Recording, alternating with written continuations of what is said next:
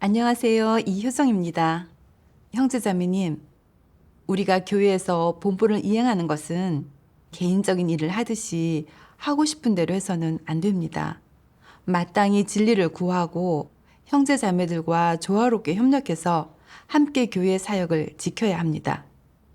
하지만 사람은 회개 성품이 있기에 다른 사람과 협력해서 본분을 이행할 때 늘 진리에 순종하지 못하거나 타인의 지적을 올바르게 대하지 못하고 심지어 협력하는 형제 자매를 라이벌로 대하는 경우까지 발생합니다. 이러한 문제들이 해결되지 않으면 개인의 생명에 손실을 입을 뿐만 아니라 교회 사역 또한 지체됩니다. 오늘 제가 전해드릴 체험 간증의 주인공은 미얀마의 자매님으로 한 교회의 리더입니다. 함께 협력하는 자매가 업무상의 문제를 계속 지적하자 그녀는 체면이 깎였다고 느껴 불만을 품고 자매를 공격하고 보복해서 교회 사역에 영향을 끼쳤습니다. 과연 어떤 폐괴 성품이 그녀가 협력하는 자매를 라이벌로 대하게 만들었을까요? 체험을 통해 그녀는 어떤 깨달음과 변화를 얻었을까요? 함께 그녀의 체험을 들어보겠습니다. 하나님의 말세 사역을 받아들이고 얼마 안 됐을 때 저는 새 신자들을 양육하기 시작했어요. 본분 이행에 최선을 다하고 적극적으로 임해 성과가 났고 곧 팀장으로 발탁됐죠. 얼마 후에는 또 복음 집사가 됐고요. 형제 자매들은 제가 어린 나이에도 진중하고 본분 이행에 부담과 책임감이 있다고 얘기했었어요. 그런 칭찬을 듣고 좀 우쭐해졌죠. 그리고 2020년 10월 저는 교회 리더가 됐어요.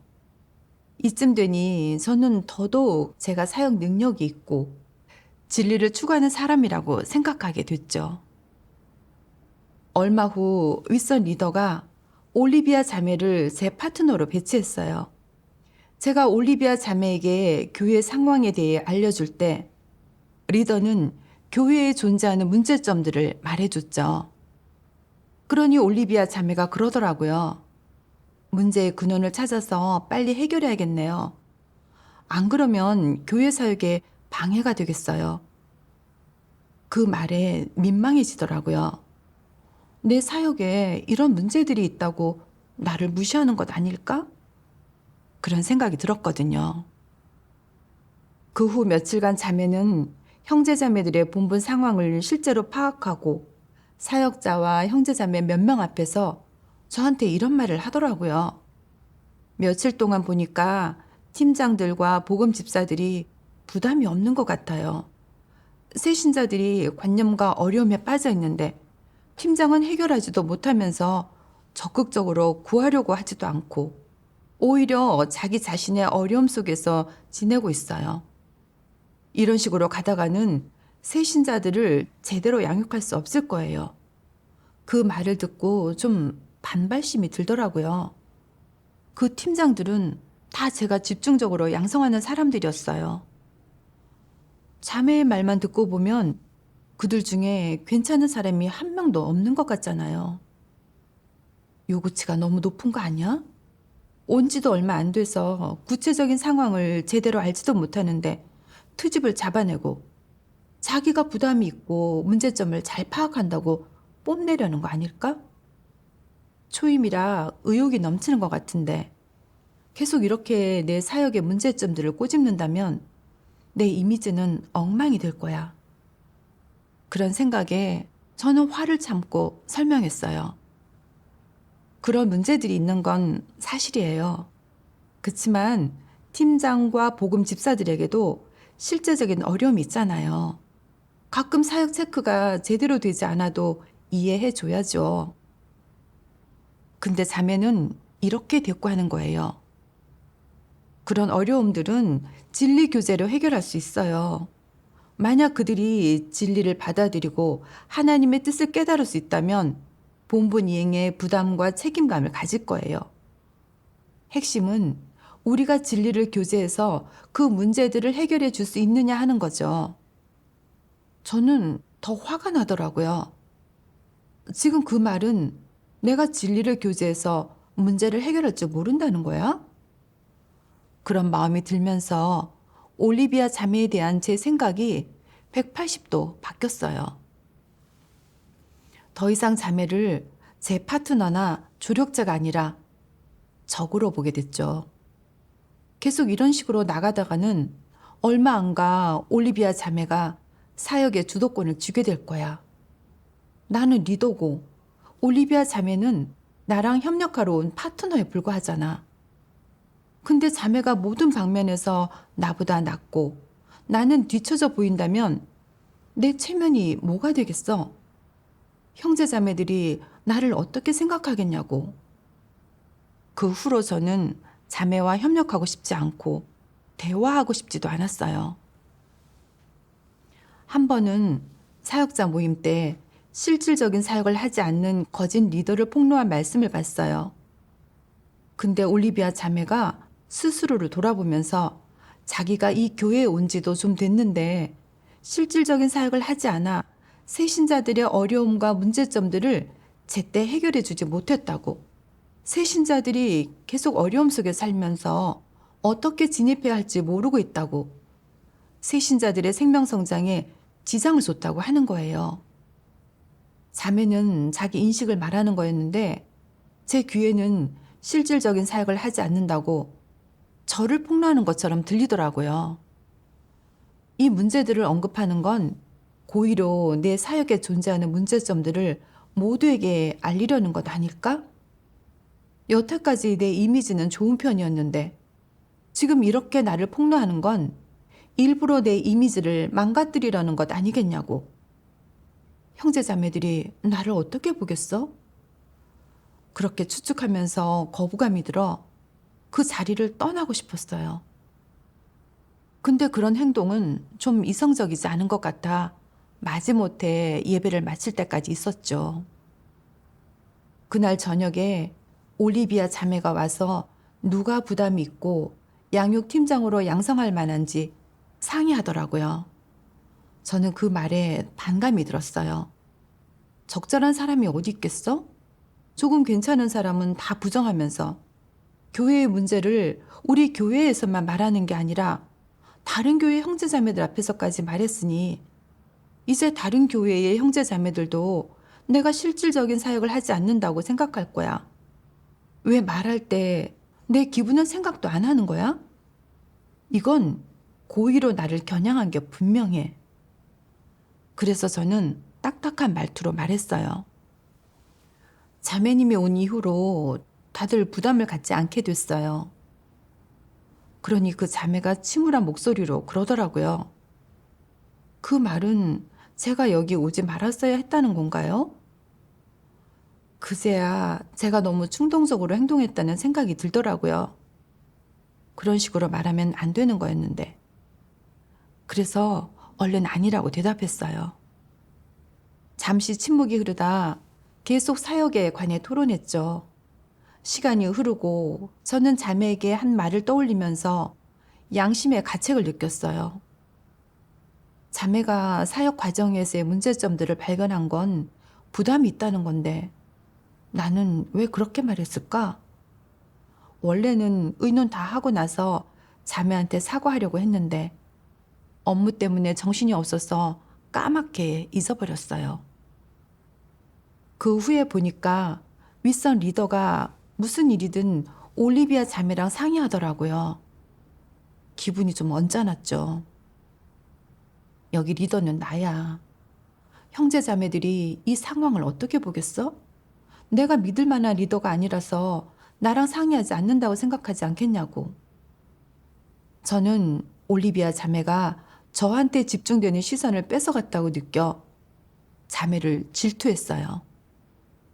자매가 여기 오지 않았다면 지금 리더와 사역에 관해 상의하는 건 나였을 텐데. 또 지금 보면 여러 사역이 다 올리비아 자매의 주도로 진행되고 있는 것 같더라고요. 그 자매는 하나님을 믿은 시간이 길고 알고 있는 진리도 저보다 많았어요. 근데 형제 자매들 앞에서 제 사역에서의 문제점들을 지적하기까지 했으니 형제 자매들이 저를 어떻게 볼지 정말 위기감이 들고 올리비아 자매가 제 자리를 뺏지 않을까 걱정이 되더라고요. 생각하면 할수록 억울해서 복수하고 싶은 마음까지 들었죠. 내 기분을 전혀 신경 쓰지 않았으니 이제 나도 가만히 있진 않을 거야. 한 번은 사역에 관해 상의할 때 자매가 자기 관점을 말하고 나서 제 의견을 물어본 적이 있었어요. 근데 저는 그 질문을 무시하고 자매가 안배한 사역에서 이것도 안 된다, 저것도 안 된다, 트집을 잡으면서 고의로 그 자매를 괴롭혔어요. 또 한 번은 자매가 주요 책임자로 있는 사역에 대해 의논했었는데 저는 해결법을 알면서도 말해주지 않았어요. 심지어는 속으로 그랬죠. 사역 안배에 문제가 있다니 잘 됐네. 이제 다 당신이 별로라는 걸 알게 될 테니까 리더도 나를 안 찾고 당신만 찾은 게 잘못됐다는 걸 깨닫겠지? 그 후에 자매는 몇 가지 의견을 냈는데 저는 다 거부했어요. 문제를 어떻게 해결해야 할지 몰라서 자매가 제 의견을 묻는데 저는 그걸 보며 속으로 은근히 기뻤죠. 이 정도 사역조차 제대로 안배하지 못하면서 무슨 패기로 내 사역을 지적한 거야? 리더는 제 상태에 문제가 있는 걸 간파하고 저에게 형제자매들과 조화롭게 협력하라고 하면서 안 그러면 교회 사역에 지장을 줄 거라고 일깨워 줬어요. 그 말을 듣고 조금 자책이 됐어요. 사역이 지장받아 앞으로 나아가지 못하고 있는데 저는 부담을 갖고 해결하기는커녕 옆에서 비웃기만 했어요. 저는 교회 사역을 전혀 지키지 않고 있었어요. 이런 걸 깨닫고 저는 그제야 겨우 마음가짐을 바로 하고 같이 토론했어요. 근데 이미 시간이 지체된 상황이라 한참 후에야 사역을 안배하고 시행할 수 있었죠. 어느 날 저녁에 리더가 와서 제 문제점을 지적해 주더라고요. 자매님은 명예와 지위욕이 너무 강해요. 그래서 계속 올리비아 자매와 명리를 두고 다투는 거예요. 사역에 관해 의논할 때 올리비아 자매가 어떤 의견을 내놔도 다 받아들이지 않고 반박하더라고요. 올리비아 자매는 자매님한테 억눌려서 어떻게 협력해야 좋을지 감을 못 잡고 있어요. 자신을 잘 돌아보세요. 리더의 말을 듣고 아픈 곳이 찔리는 것 같았는데 또 한편으로는 억울하더라고요. 올리비아 자매가 뒤에서 내 문제점을 보고한 건가? 정말 나를 도와주고 싶었다면 나한테 말을 했어야지. 이제 리더가 내 문제에 관해 알게 됐으니 나를 교체할지도 몰라. 그런 생각에 저는 리더한테 제 상태를 솔직하게 털어놓고 교회 사역에 지장을 주지 않도록 리더 자리에서 물러나겠다고 말했어요. 그 말을 하면서 이제 이 본분을 잃게 될 거라는 생각에 마음이 막 찢어지는 것 같았죠. 근데 리더가 이렇게 교제해 주더라고요. 문제를 회피해서는 안 돼요. 진리를 구하면서 스스로를 돌아보고 인식해야죠. 올리비아 자매가 사역 과정에서의 문제점을 발견했다는 건 부담이 있다는 거잖아요. 이건 교회 사역에 유익한 거 아니에요? 근데 왜 이 일을 올바로 대하지 않아요? 항상 올리비아 자매를 질투하면서 자신을 뛰어넘을까봐 전전긍긍하는데 이건 자매님이 지위욕이 너무 크다는 거예요. 리더의 교제를 듣고 그제서야 제가 명예와 지위욕이 심하다는 걸 깨닫게 됐어요. 그러니 계속 소극적이 되거나 반항하지 말고 진리를 구해 제 상태를 해결해야겠더라고요. 그 후에 저는 하나님 말씀을 보고 제가 드러낸 폐괴 성품에 대해 좀 깨닫게 됐어요. 전능하신 하나님 말씀. 저 그리스도는 자신을 폭로하는 것은 곧 자신을 괴롭히는 거라고 생각하기에 자신을 폭로한 사람과 힘을 겨루고 싸운다. 이러한 본성 때문에 적그리스도는 자신을 책망, 훈계하는 어떤 사람도 절대 좋게 대하지 않으며 관용이나 포용을 보이지도 않고 나아가 고마워하거나 칭찬하는 일도 없다. 반대로 누군가 그를 책망 훈계해서 그의 존엄과 체면을 잃게 된다면 그는 상대에게 증오심을 품고 기회를 만들어 복수하려 든다. 다른 사람에 대한 그의 증오가 얼마나 크냐. 그는 속으로 다음과 같이 생각하며 사람들 앞에서 공개적으로 이렇게 말하기도 한다. 오늘 내가 나를 책망 훈계했어. 좋아. 이제 우리는 원수가 된 거야. 앞으로 각자 갈 길을 가자고. 이 원한을 갚지 않으면 난 사람이 아니야. 내가 잘못을 인정하고 머리를 숙이거나 무릎을 꿇고 빈다면 용서해 주겠어. 그렇지 않으면 끝장을 보겠어. 적그리스도는 어떻게 말하고 어떻게 행동하든 자신에 대한 다른 사람의 선의의 책망과 훈계, 진심 어린 도움을 하나님의 사랑과 구원이 임했다고 생각하지 않는다. 반대로 그것을 모욕의 상징, 가장 수치스러운 순간으로 여긴다. 여기에서 알 수 있듯 적그리스도는 진리를 전혀 받아들이지 않으며 적그리스도의 성품은 진리를 싫어하고 증오하는 성품이다. 하나님은 적그리스도가 책망과 훈계를 받아들이지 않는 건 물론이고 자신을 책망하고 훈계하는 사람을 적대시하면서 공격하고 보복한다고 폭로하셨어요. 여기에서 보면 적그리스도가 진리를 전혀 받아들이지 않고 진리를 싫어하고 증오한다는 걸 알 수 있어요. 여태까지 저는 보복이라는 말을 볼 때마다 그런 행위는 너무 악독하고 저는 절대 그런 짓을 하지 않고 할 수도 없다고 생각했고 그저 적그리스도나 악인이 공격과 보복을 하는 거라고 생각해 왔어요.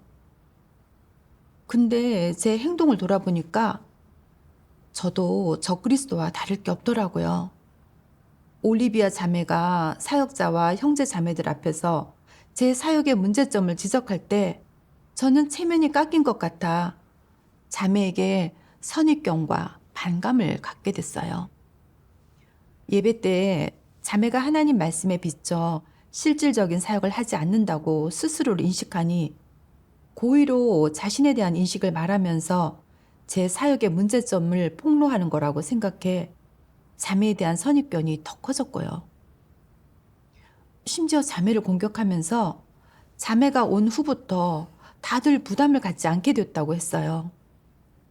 또 리더가 수시로 올리비아 자매와 사역을 의논하는 걸 보면서 제가 받아야 할 시선을 자매가 뺏어갔다고 생각하면서 보복하기 위해 사역 토론 때 의견을 내지 않았어요.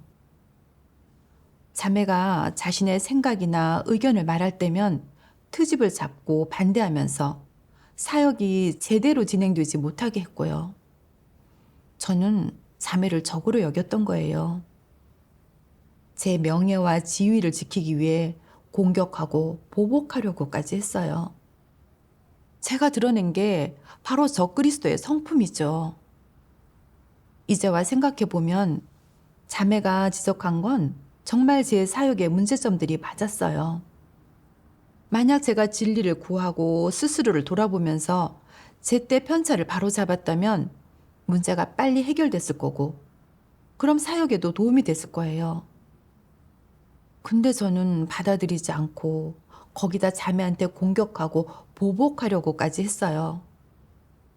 정말 저는 하나님 믿는 사람이라고 불릴 자격도 없는 인간이에요.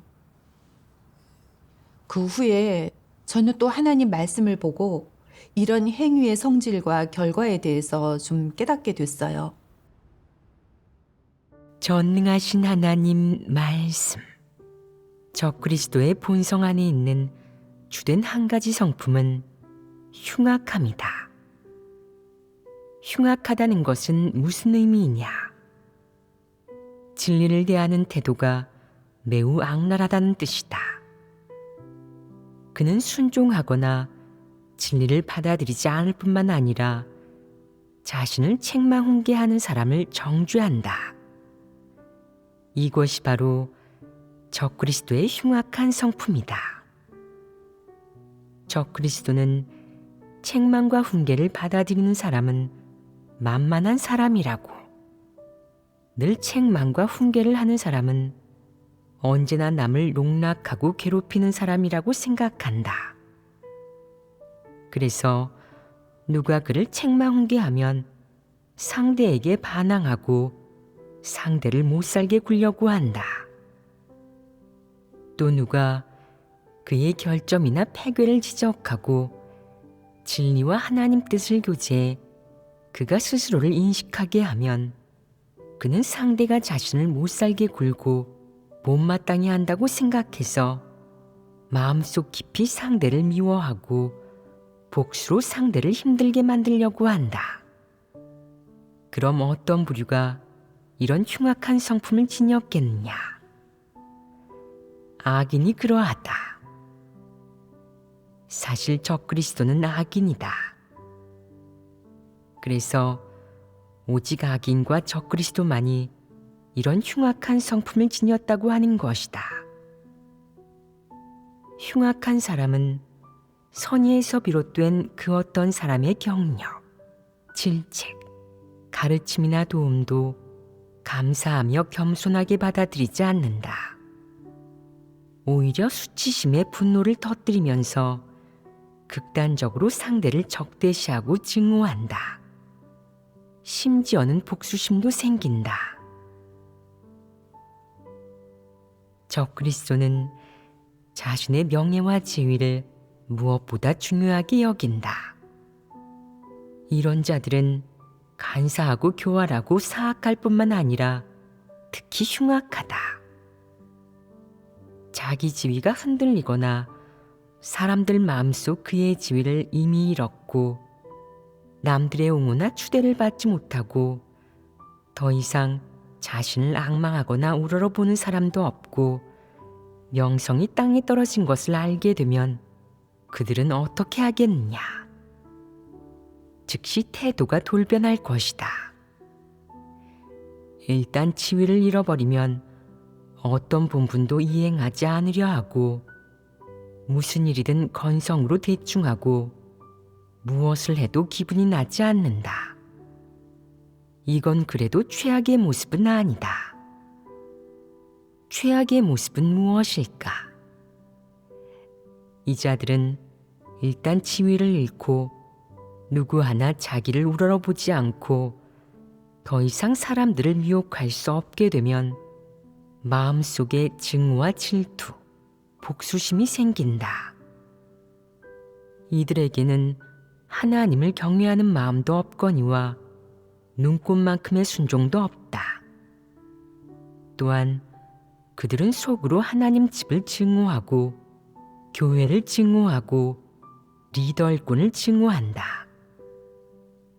교회 사역에 문제가 생기거나 마비 상태에 빠지기를 바라며 교회와 형제자매들이 비웃음거리가 되는 걸 보려 한다.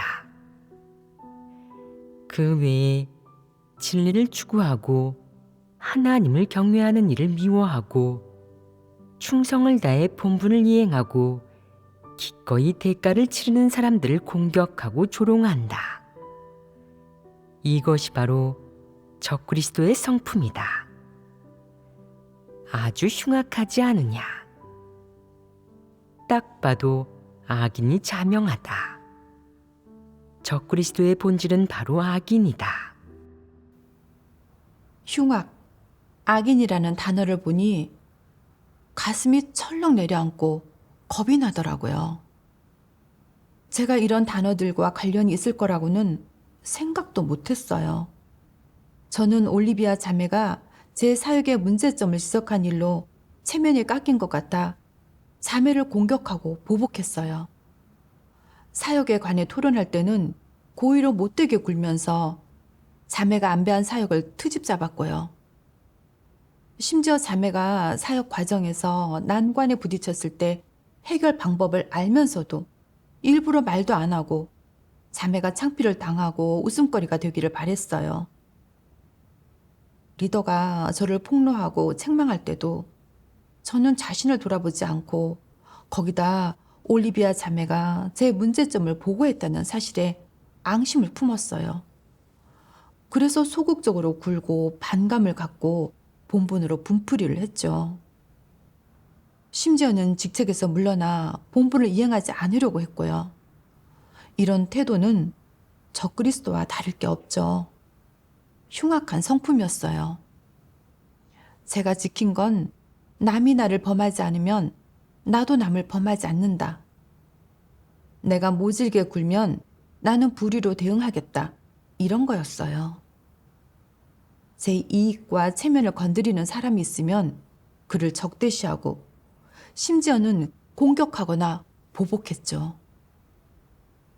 하나님을 믿기 전에 저는 한 친구와 좀 마찰이 있었던 적이 있었어요. 그 친구가 다른 사람한테 제 험담을 해서 굉장히 화가 났었죠. 그때 저는 나한테 모질게 굴면 나도 불의로 대하겠다고 생각하면서 빙빙 돌려 다른 사람한테 이렇게 말했어요. 왜 그렇게 바보 같아요? 그 사람한테 왜 그렇게 잘해주는 거예요? 그 사람이 뒤에서 얼마나 당신 흉을 보는지 알기나 해요? 저를 괴롭히는 사람한테 그대로 대하지 않으면 너무 못나 보인다고 생각했어요. 그래서 저는 그런 철학으로 살면서 이기적이고 악독하게 변해갔죠.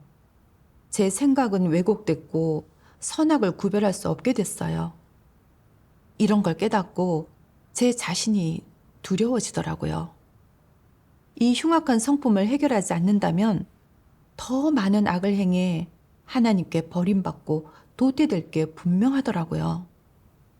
마음속으로 하나님께 기도했어요. 하나님 말씀의 심판과 폭로를 통해 저는 제 인성이 좋지 않고 거기다 너무 흉악하다는 걸 깨달았어요. 이제 회개하고 진리를 실행해 변화하려고 합니다. 저를 이끌어 주세요. 그 후에 또 하나님 말씀을 봤어요. 전능하신 하나님 말씀. 누군가가 너를 좀 감독하고 관찰하거나 깊이 있게 알아보며 마음을 나누면서 요즘 너의 내적 상태가 어떤지 살피려 하고 심지어 가끔은 좀 엄한 태도를 보이고 너를 조금 책망하고 훈계하고 징계하고 꾸짖는다면 그것은 모두 하나님 집의 사역을 참답고 책임감 있게 대하는 태도에서 비롯된 것이다. 그러니 너는 어떠한 부정적인 생각을 품어서는 안 되고 부정적인 감정으로 일을 대해서도 안 된다. 다른 이가 감독하고 관찰하고 알아보는 것을 받아들일 수 있다는 것은 무엇을 뜻하느냐? 네가 마음으로부터 하나님의 감찰을 받아들일 수 있음을 뜻한다.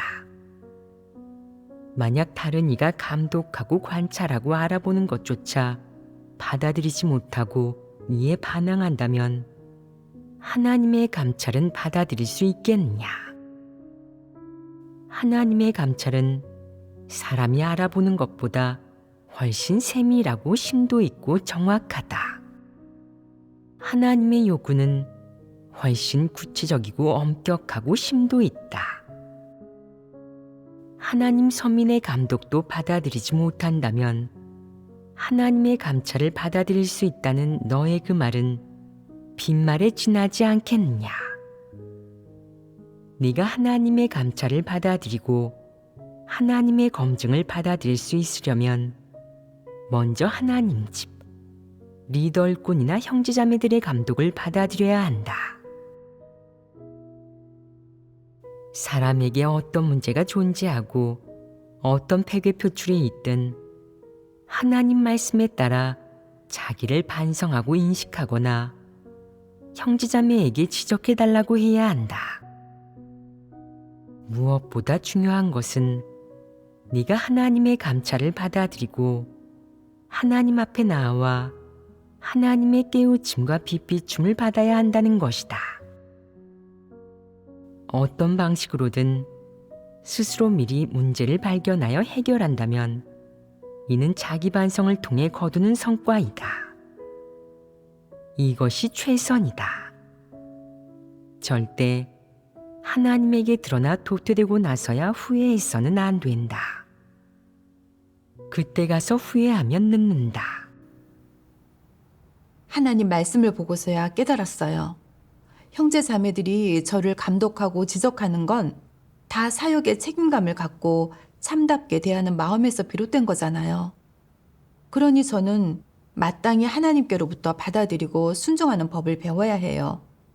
그게 바로 하나님의 감찰을 받아들이는 거고 하나님을 경외하는 마음을 가진 모습이죠. 그러고 보면 올리비아 자매가 제 문제를 발견해 지적한 건 저한테 아주 유익한 거고 부족한 점을 보완해 주는 거였어요. 저는 생명체험이 얕아 새신자들이 본분을 이행하다가 어려움에 부딪히면 진리를 교제해 그들의 문제를 해결해 주지 못했어요. 대부분 사역을 안배하고 나면 그뿐이고 계속 체크하거나 도와주지 않았거든요. 그래서 사역에서 성과를 내지 못했고요. 인원을 배치할 때도 원칙을 파악하지 못해 부적절한 사람을 쓰는 일이 생길 수밖에 없었죠. 근데 올리비아 자매는 진리를 좀 깨닫고 여러 일을 밝히 알고 있더라고요. 그러니 자매와 협력해서 교회 사역을 하면 사역에 도움이 되는 것만이 아니라 저도 자매한테 배워 성장할 수 있을 거니까요. 저는 그제야 하나님이 왜 혼자가 아닌 둘이 같이 협력해서 본분을 이행하게 하셨는지 깨달았어요. 사람에게는 회개 성품과 수많은 결점이 있어서 서로 감독하고 지적하며 도와줘야 해요. 그래야 길을 잘못 가는 걸 피할 수 있어요. 정말 너무 부끄럽더라고요. 계속 명예와 지위를 위해 살면 안 되잖아요. 자신을 내려놓고 형제 자매들의 감독과 지적을 받아들이면서 자매와 조화롭게 협력해야 하고 같이 진리를 구해 사역의 문제점을 해결하고 제 본분을 제대로 이행하는 법을 배워야 되죠. 그 후에 저는 다른 교회에 가서 본분을 이행하느라 올리비아 자매와 떨어지게 됐어요. 정말 좀 아쉬워서 앞으로는 꼭 본분을 잘 이행하고 제 폐괴 성품을 해결하는 데 집중하겠다고 하나님께 기도했어요. 그리고 어느 날 양육 사역을 책임진 에스더 자매한테 새신자들의 상황을 듣는데 이런 말을 하더라고요. 자매님은 항상 다른 팀 예배에 참석하느라 새신자 예배팀에는 잘 안 오더라고요. 그렇게 하면 허울뿐인 리더가 될 거예요. 형제 자매들도 자매님에 대해 잘 알지 못할 거고요. 형제 자매들의 사역을 체크하고 그들의 상태와 어려움을 해결해 주기도 힘들 거예요. 자매의 말에 저는 순간 할 말이 없어지고 얼굴이 빨개졌어요. 어떻게 나한테 허울뿐인 리더라는 말을 할 수가 있지? 그건 내가 실질적인 사역을 하지 않고 내 역할을 다하지 않는다는 거잖아. 너무 심하게 말하는 거 아니야? 내가 일을 안 한 것도 아니고 다른 사역을 체크하고 있었다고. 팀을 맡았으면 자기가 알아서 잘 책임져야지. 꼭 다 내가 가야 하는 건 아니잖아. 그런 말이 윗선 리더의 귀에 들어가기라도 하면 정말 내가 실질적인 사역을 하지 않는다고 생각하지 않겠어? 안 되겠어. 나도 자매의 사역에서 문제점을 찾아야지. 근데 이런 생각이 들었을 때 제 상태가 옳지 않다는 게 느껴지더라고요. 자매가 제 사역의 문제점을 지적했는데 저는 받아들이거나 반성하지 않는 건 물론이고 상대의 평가가 심하다고 생각하면서 자매의 단점을 꼬집어 반박할 준비를 하고 있었어요. 이건 진리를 받아들이지 않는 모습이잖아요. 또 상대에게 보복하려고 하는 거죠. 그래서 바로 하나님께 기도했어요. 하나님, 자매가 제 문제점을 지적했을 때 저는 반감을 품고 대항했어요. 이건 당신의 뜻에 부합하지 않습니다. 그러니 받아들이고 순종하며 제 자신을 잘 돌아보겠습니다. 기도를 하고 제 자신을 돌아보면서 저한테 확실히 문제가 있다는 게 깨달아지더라고요. 보니까 저는 애써 자매한테 많이 의지하고 있었던 거예요. 자매가 새신자 양육을 책임지고 있으니 안심해도 된다고 생각하면서 저는 지시만 하려고 했었어요. 교회 리더 자리에 있으면서도 실제로 새신자들의 상태나 어려움을 알아보려고 하지 않고 제 책임을 다하지도 않았어요. 이건 분명 실질적인 사역을 하지 않는 태도잖아요. 그래서 에스더 자매한테 그랬죠. 여태까지 그런 문제를 의식하지 못하고 있었네요. 앞으로는 바로 잡을게요. 그 후에 저는 실제로 새신자들을 만나고 같이 예배도 드리면서 새신자들의 상태에 맞춰 교제하고 문제를 해결해 줬어요. 이렇게 본분을 이행하니까 마음이 굉장히 평안해지더라고요. 이런 경험을 통해 저는 하나님의 말씀대로 실행하고 형제자매의 감독과 지적, 책망과 훈계를 받아들이는 법을 배우면 확실히 변화될 수 있다는 걸 깨달았어요. 하나님께 감사드려요. 오늘의 체험 간증문은 여기까지입니다. 시청해 주셔서 감사합니다. 다음 시간에 또 뵙겠습니다.